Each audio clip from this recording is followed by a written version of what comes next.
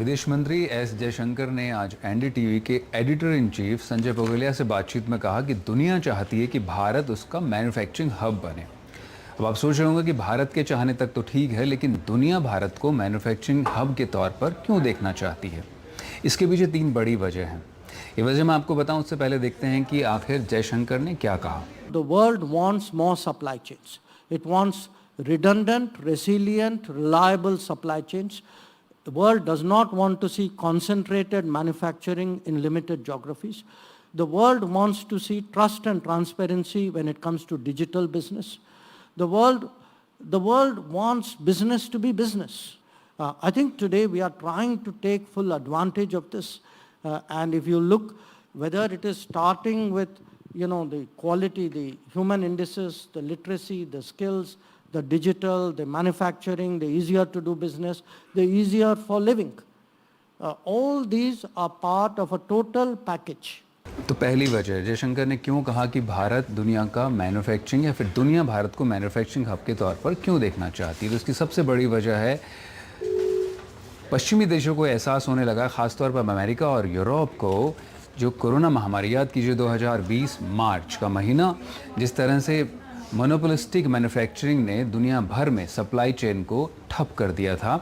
दुनिया को छोटी बड़ी चीज़ों, ज़रूरी चीज़ों से कंज्यूमर ड्यूरेबल्स, दवाइयों के लिए एपीआई और इलेक्ट्रॉनिक आइटम्स और सेमीकंडक्टर्स के लिए जूझना पड़ा था।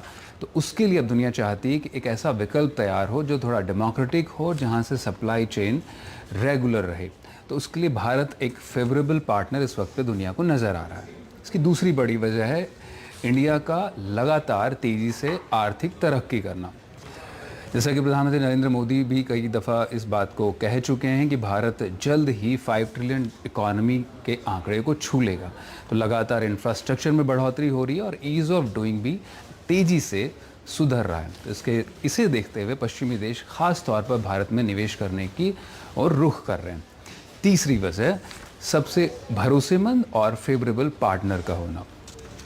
अभी चाहे यूक्रेन और रशिया का युद्ध हो या फिर कोरोना महामारी, इस दौरान तमाम देशों के बीच भारत एक न्यूट्रल और फेवरेबल पार्टनर के तौर पे दुनिया के समक्ष नज़र आया।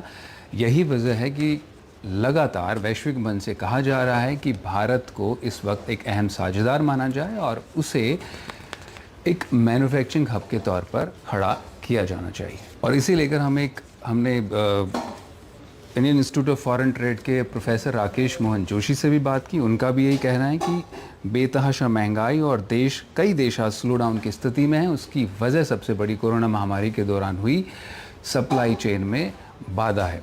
इसी वजह से भारत अभी अबाधित और भरोसेमंद एक पार्टनर है, जहां से सप्लाई चेन को दुरुस्त किया जा सकता है। और इन दोनों बातों की गारंटी सिर्फ और सिर्फ इस वक्त पे फ़िलहाल दुनिया को भारत दे सकता है।